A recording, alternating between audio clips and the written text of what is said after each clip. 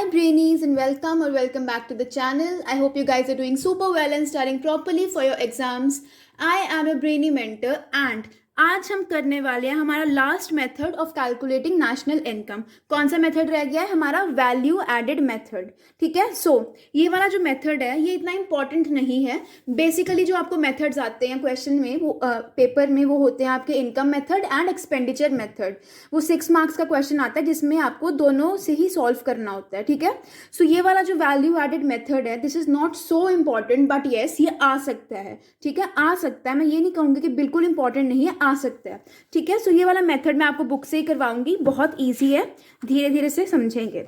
अब हमें value added method में क्या निकालना होता है? वैल्यू एडेड निकालनी होती है ऑब्वियसली. ठीक है. अब ये वैल्यू एडेड होती क्या है? वैल्यू एडेड होती है वैल्यू ऑफ आउटपुट और इसमें से हमने क्या माइनस कर देना? Intermediate consumption. ठीक है. अब वैल्यू ऑफ आउटपुट होती क्या है बेसिकली? वैल्यू ऑफ आउटपुट होती है मार्केट वैल्यू गुड्स और सर्विसेज की जो एक फर्म बनाती है. जो भी गुड्स एंड सर्विसेज एक फर्म बनाती है एक अकाउंटिंग ईयर में, उसकी जो भी मार्केट वैल्यू होती है उसको हम क्या बोलते हैं? Value of output. इसको हम और क्या बोल सकते हैं? सेल्स भी बोल सकते हैं. ठीक है. फिर अब एक फॉर्मूला है value of output is equal to sales plus change in stock. ठीक है. अगर आपको सेल्स दिए हैं और आपको बोला कि वैल्यू ऑफ आउटपुट निकालो तो कैसे निकालोगे? We will be adding change in stock. अब चेंज इन स्टॉक क्या होता है ये देखो. चेंज इन स्टॉक होता है closing stock minus the opening stock. ये आपको गिवन होता है. ठीक है. धीरे धीरे करके जो गिवन वाले होते हैं वो हम सॉल्व करेंगे एंड देखेंगे. चेंज इन स्टॉक होता है opening stock minus closing stock. Closing stock minus opening stock. ये तो हो गया हमारा वैल्यू ऑफ आउटपुट. अब सेकंड था minus the intermediate consumption.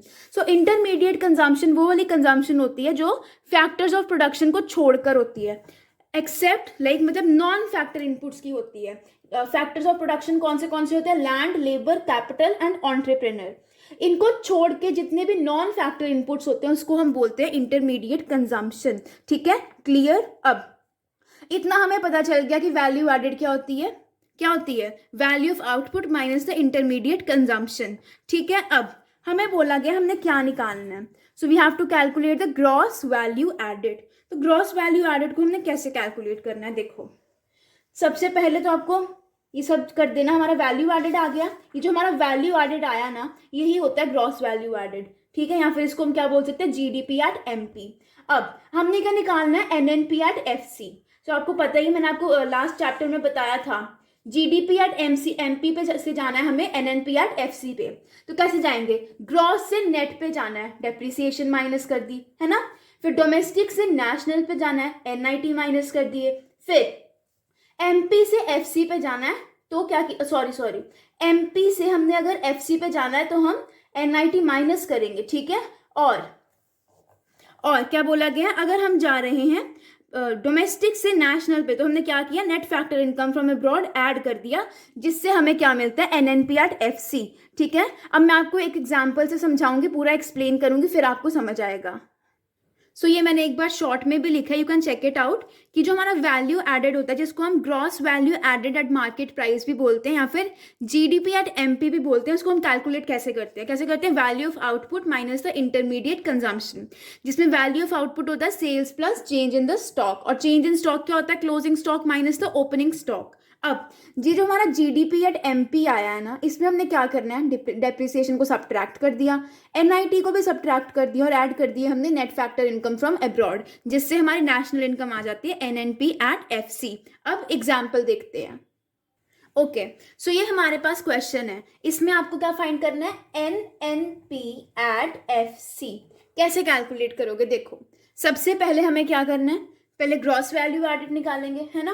That will be value of output minus the intermediate consumption. अब value of output primary sector का भी गिवन है, सेकेंडरी का भी गिवन है, टर्शियरी का भी गिवन है. इन तीनों को हम क्या करेंगे? ऐड कर देंगे. ठीक है. सिंपली मैं लिख ही देती हूँ यहाँ पे. वैल्यू ऑफ आउटपुट अगर हमारा टोटल लेंगे, जीवीए एट एमपी अगर हम कैलकुलेट करेंगे तो पहले 800 प्लस 200 प्लस 300. फिर सब्ट्रैक्ट क्या होगा? इसमें से सब्ट्रैक्ट होगी हमारी इंटरमीडिएट कंजम्पशन जो कि कितनी है? 550. इसको अगर हमने सॉल्व किया 1300 माइनस 550 सॉल्व करो, 0, 10 में से 5 गए 5, 12 में से 5 गए 7, 750 आ गया। ठीक है, फिर ये आ गया हमारा GVA at MP। क्लियर। अब क्या निकालना है, क्या निकालना है हमें, NNP at FC। कैसे होगा ये, 750 में से हमने क्या करना है, डेप्रीसिएशन को क्या करना है, सब्ट्रैक्ट करना है। डेप्रीसिएशन है हमारी 80, हमने सब्ट्रैक्ट कर दी। देन NIT भी सब्ट्रैक्ट होंगे, नेट इनडायरेक्ट टैक्सेस जो कि 30 है वो हमने सब्ट्रैक्ट कर दिए। और ऐड क्या होगा, हमारी net factor income from abroad NFIA जो कि है -10। फिर हम करेंगे 750 में से सीधे लिख देते हैं -80, 110 -10, 750 -120 रुपीज 650 करोड़। ऐसे करके हमारी नेशनल इनकम निकल आई। ठीक है, बस इतना सा ही क्वेश्चन था, इतना सा ही चैप्टर था ये मेथड्स ऑफ नेशनल इनकम का, कुछ टफ नहीं है, वेरी इजी। अब we will be doing the precautions and solutions जो भी हैं। ठीक है, so let's start with that. चलो देखते हैं। सो अगर आपको एग्जाम में क्वेश्चन आया ना कि व्हाट आर द प्रिकॉशंस, तो आपने आइटम्स टू बी इंक्लूडेड का कुछ भी नहीं लिखना, आपको जस्ट लिखना है items not to be included, कि जो हमारे वैल्यू एडेड मेथड में कौन से आइटम्स हम इंक्लूड नहीं करते। तो कौन से नहीं करते, sale and purchase of second hand goods को इंक्लूड नहीं करेंगे, इंटरमीडिएट गुड्स की वैल्यू इंक्लूड नहीं करेंगे। ठीक है, फिर सर्विसेज फॉर सेल्फ कंजम्पशन भी इंक्लूड नहीं करेंगे एंड वैल्यू एडिशन भी इंक्लूड नहीं करेंगे। Value addition related to the illegal activities जो हम इंक्लूड नहीं करेंगे। अब हमारे वैल्यू एडेड मेथड में एक प्रॉब्लम ऑफ डबल काउंटिंग आती है। सिंपल यहाँ से नहीं करेंगे, मैं आपको सीधे यहीं पर ही लेके चलती हूँ इस पेज पे।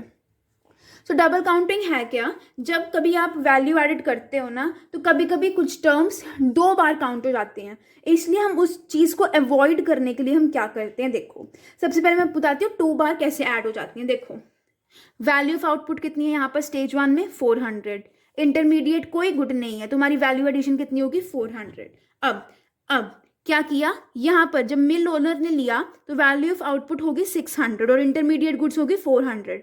अगर ये 400 नहीं होता तो क्या होता, एक वैल्यू एडिशन ज़्यादा हो जाती, मतलब ये फिर से 400 यहाँ पे ऐड हो जाता, तो डबल काउंटिंग हो जाती। ठीक है, तो इसलिए इसको अवॉइड करने के लिए हम कोई स्टेप्स लेते हैं, 2 स्टेप्स हैं वो देखेंगे। पहला स्टेप है द फाइनल आउटपुट मेथड।